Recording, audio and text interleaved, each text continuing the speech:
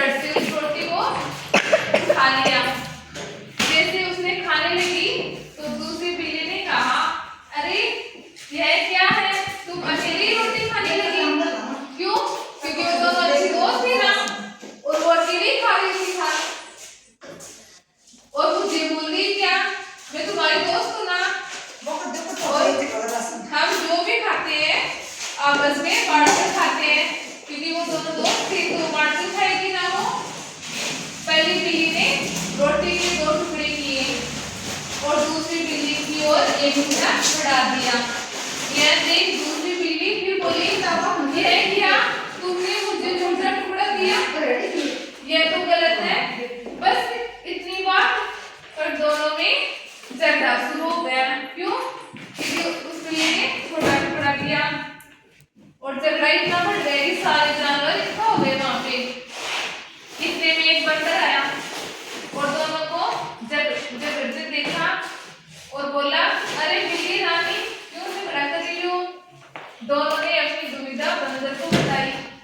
तो बंदर ने कहा, बस इतनी सी बात, मैं तुम्हारी मदद कर सकता हूँ। मेरे पास एक तराजू है, उसमें मैं ये दोनों टुकड़े रखकर पता कर सकता हूँ कौन सा टुकड़ा बड़ा है और कौन सा छोटा, क्योंकि तराजू में वो तोल लेंगे तो कौन सा छोटा है और कौन सा बड़ा है। उसमें फिर हम दोनों टुकड़ों को बराबर कर लेंगे। बोलो मंजूर है? वो तैयार हो गई। बंदर तराजू ले आया, उसने दोनों टुकड़े एक पलड़े में रख दिए। तोलते समय उसने देखा कि एक पलड़ा भारी था, क्योंकि उसमें रोटी ज्यादा थी ना तो वो भारी होगा। तो बोला, अरे ये टुकड़ा तो बड़ा है, चलो दोनों को बराबर कर दो। यह कहती उसने बड़े टुकड़े में थोड़ा सा तोड़कर खा लिया। इस तरह से हर बार जो पलड़ा भारी हुआ, उस वाली तरफ से उसने थोड़ी सी रोटी तोड़कर अपने मुंह में डालनी शुरू कर दी। किसने? बंदर ने। और दोनों बिल्लियां भी घबरा गई।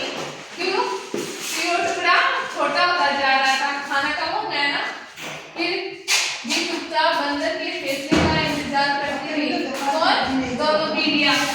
बंदर रोटी के हिस्से कम करते करते दोनों टुकड़ों को ही खा गया। मतलब सारा खा गया वो खाना, बिल्ली तो बचे ही नहीं हो।